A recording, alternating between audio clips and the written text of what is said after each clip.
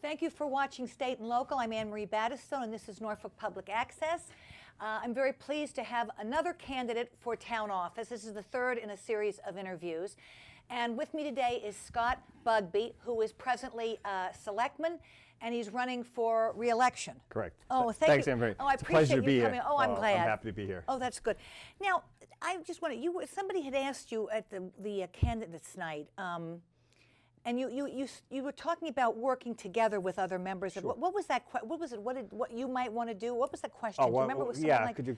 I think one of the questions was, list some of your accomplishments as being on the board. They asked us on the board of recreation from my opponent, and my answer now is, we're a team. So it's not about what I personally do as a selectman. It's really what we do best for the town.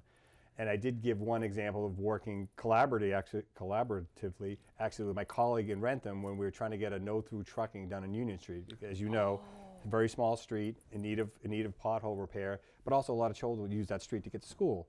And the parents and residents were concerned about the number of trucks that use that because it's it saves about and a half a it's mile. an old road. Yeah, it's an old road. It can't have the weight on it. So we worked and we were able to get the support from the Rentham Selectmen, and we had a no-through trucking sign put up there. So now, obviously, UPS, and if they have certain deliveries to go there, they're certainly welcome to go down the road, but it can no longer be used as a cut through. That's good. There's a lot of wetlands down there, and the turtles and all go across there. Yeah, turtle crossing. Oh, all right. Now, was it much of a learning curve for you when you first became a selectman? Absolutely.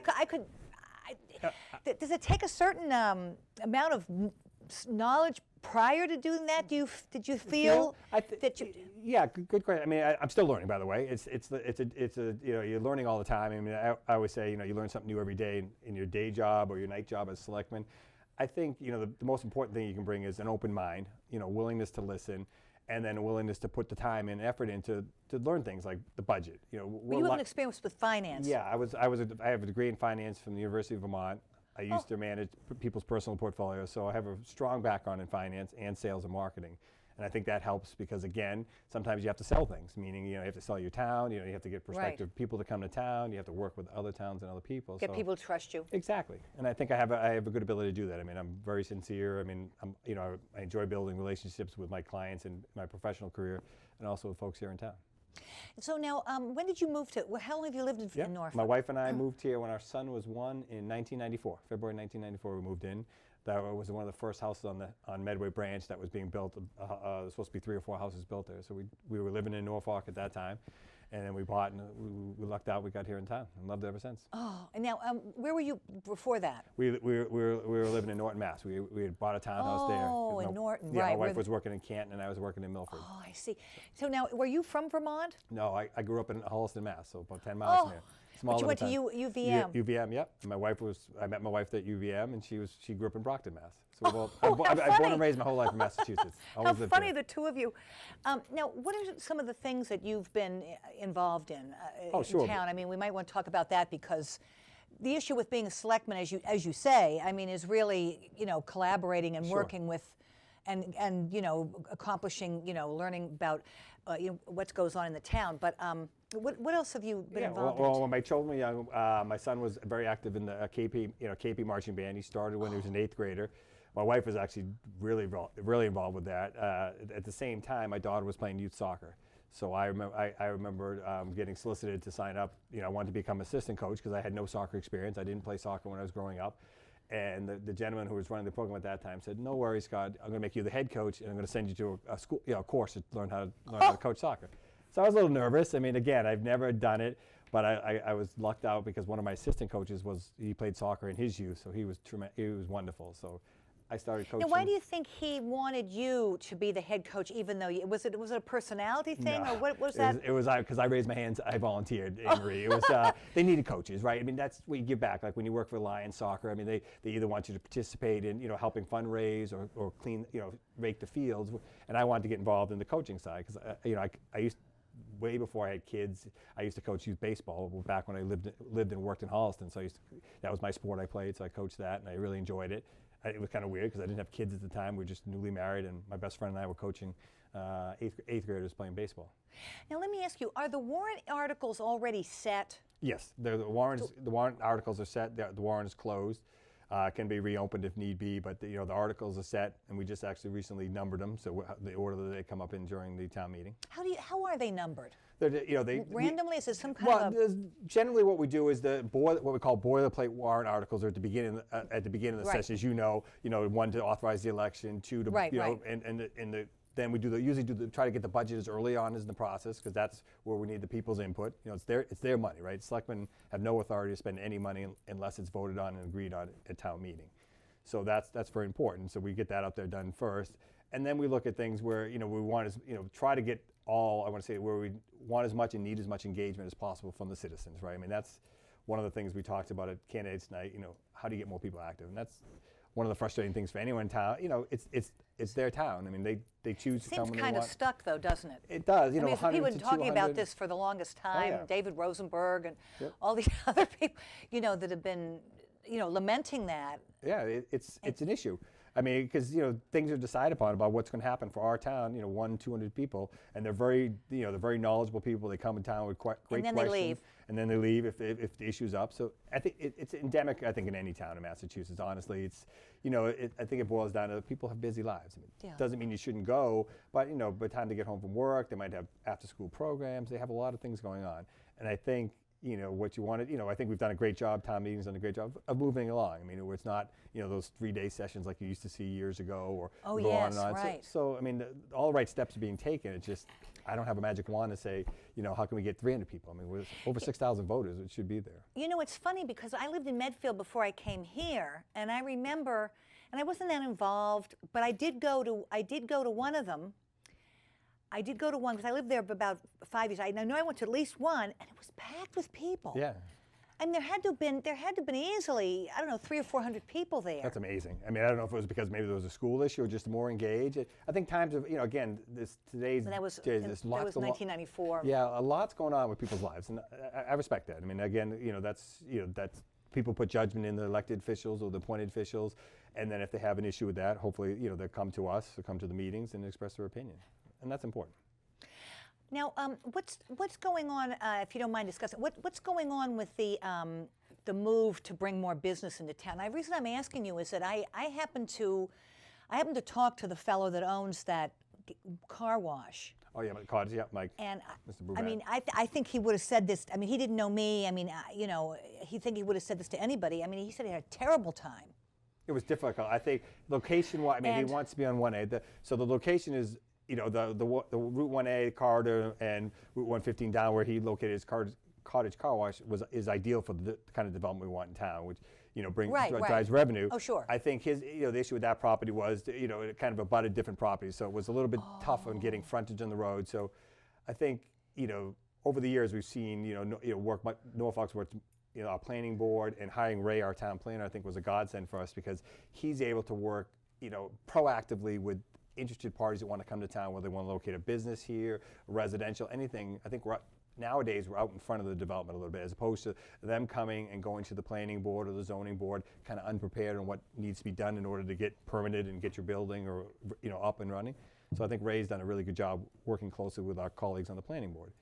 But it still is how do we lessen the tax burden on us citizens, right? We're at least 94%.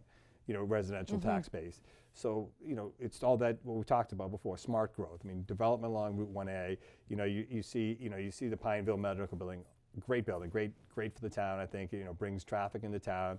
And and then they're going to have the subway there. Yes. and the Dunkin' Donuts. So I mean, did they come because of that building? Do you think? I think it's a combination. I think they see the demographics here in Norfolk. I mean, as you know, they open up a new Dunkin' Donuts 20 feet away, and both of them are always crowded. So I think Dunkin' but Donuts, these corporations must look for that. Oh yeah, they look for traffic, train, and also what kind of per capita income. What the Tri-Town here has a pretty good consumer base, and I think they know that it can attract it. And that's that road is a very busy road.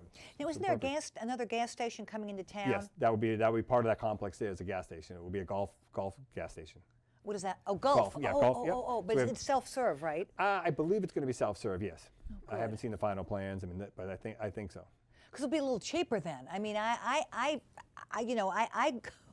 I get my gas in town when I have no place else to go, and I don't have enough gas to get anywhere else because I think it's very expensive. It's a full service. That's what they do. Yeah, full service gas stations tend to be more expensive. I mean, because you get your windows employees. washed. Yeah, you can get air put in your tires. You can get your oil checked. So Right. it's the old Right. full service model, which Right. works. Some people, if it's a cold day, you might not want to pump your own gas anyway. So it's a great alternative. I mean, I use them all the time just because they're right here in town. But it's nice to have another one. So this might be a kind of a stupid question, but I know sometimes when I've talked to Jim Lee, and like he will tell me, he said, well, the selectmen really don't have anything to do with that, and the selectmen don't have anything to do, it's this or it's that other board. Sure. But what is it actually that the selectmen do have to do? That's a good question. I mean, we have to interact with other boards, but our main role really is working with Jack and our town administrator and the town accountants and all the different departments within town and help to set the budget and manage the budget process, meaning balance the budget, right? Because that's our biggest challenge year in and year out. State aid is barely up at all. It hasn't got back to the levels I think we were getting in 2004. So and we only get an automatic 2.5% increase. So really it's, what can we as a town do to generate new growth? And new growth comes a bunch of different, the new home developments you see up there. River's Edge has been wonderful for us because it's new growth. And it's over 55, so it doesn't put a huge burden. The children, right. It doesn't put a burden. Eventually, though, funny, as time goes by, though, right, you'll see, that population will age. So there'll be instances where fire and police will,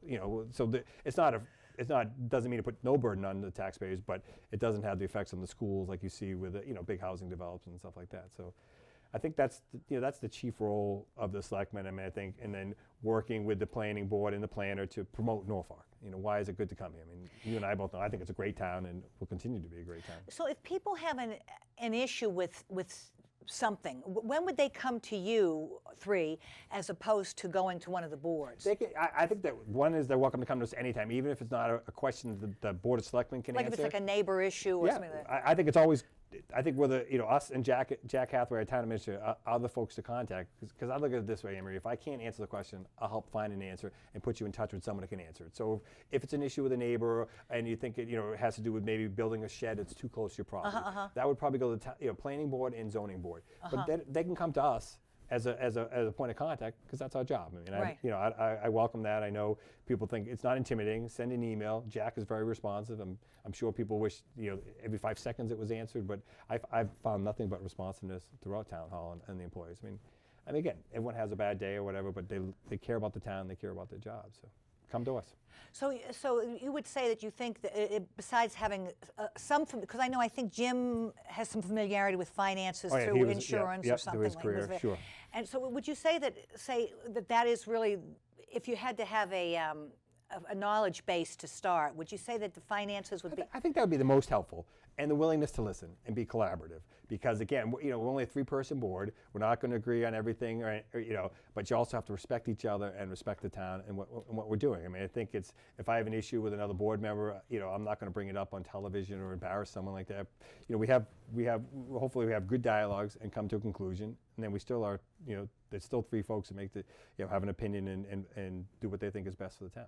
Can you all go into an executive session anytime one of you wishes? Well, we have to have a valid reason. So, for instance, if we're doing contracts, a contract negotiation or something like that, so it can't be just because we don't want the public to hear about what we're talking about, because that is against the whole premise of open town government. Is executive session is used for negotiations where it might be detrimental to the town. Meaning, if we were to talk about an open meeting, it could be a personnel issue, it could be any type of issue that wouldn't be fair to have. But one of you can ask for it, and do the other 2 have to go along because one of you No, asked? we always have to agree. It always has to be voted on. We make a motion. It has to have a second, and then we do what they call a voice roll call vote.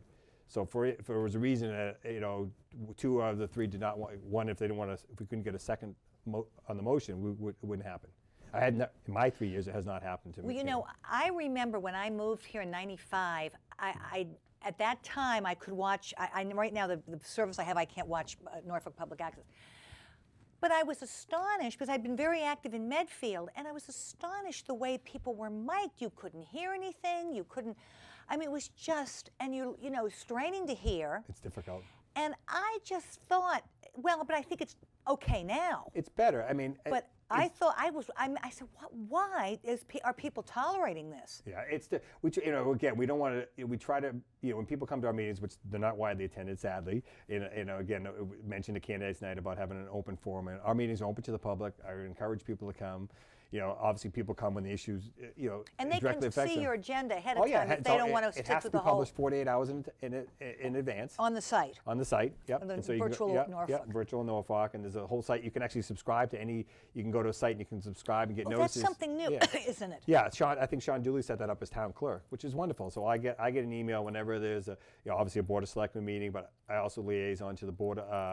Library trustees, the recreation board. So I get an email anytime there's a new meeting posted, and any citizen in town can do that too. They know when the meetings are, and they're welcome to come. And then we ask everyone that speaks, not because we can't hear them in the room, but to have the microphone. A lot of people, they turn it on, but they don't keep it close enough. So it can be frustrating at home to watch. Well, and you don't that hear wasn't everything. so much. I meant the selectmen weren't mic'd properly. Yeah, now I think it's much better. We have nice definitely. mic. And again, I want people to hear. I mean, because there's nothing. It's again, it's their government. It's open. Again, it's open for the public to come and question. I mean, we have rules and procedures about when you can speak or you can't. We can't debate or bring up something that's technically not an agenda. So it's while we're open, so any citizen can ask to have stuff put on the agenda as well. Now you said something about liaison. So is each of you a liaison to different? I didn't know. I didn't know that. Yeah, different committees and boards. So we just basically again you working attend those meetings, or you at least. Yeah, we're there if they need help. So if they have a question, you attend the meetings when you can, and if they know, for instance, if someone at the library has an issue, they need something, a budget question or something like that, they can obviously go to Jack directly, but they could come to me as a liaison. So we just divide and conquer the different boards around town. Oh, I didn't know that. Yeah, so I mean, you could spend every night of your life if you wanted to go into different meetings. Right. Now, thankfully, we have TV, and Norfolk cable is great about taping them for most of them. Oh yes, that's true. Yeah, so that's true. You can catch up that way too. And you can read the minutes too. So, so is there anything else that you wanted to say, while you're here about, why you should stay on, or I suppose you've already said it. No, I mean, I've just begun the hard work. I mean, I obviously would love to have. I saw some signs. Yep, I got a few signs around. Are you having any coffees or anything like that? I haven't had any kind of coffee. I'm hoping to do a standout this Saturday, just to meet people at the roundabout, and then probably the Saturday after that. I mean, again, my hope is I can continue to work hard for the town and get people's vote and support on May 5th. Yeah. Well, listen, thank you so much for coming. You're welcome, Anne Marie. This is wonderful. And good luck. So thank you. Thank you very much. Thank you. Oh, I appreciate you having us. Oh, not at all. And so don't forget, now it's May 5th is the election, and May 12th is town meeting. So, do try to come to these. People complain and talk, and then when the time comes, it's just part of your. I don't know. It's part of your responsibility as a citizen, I think, to at least to go. Yeah. At least to have go. your voice heard. Right. So again, so thank you for watching State and Local. I believe there's one more candidate interview to come, and hopefully you'll come and you'll watch that. And I'm Anne Marie Battistone, and this is Norfolk Public Access. You've been watching State and Local.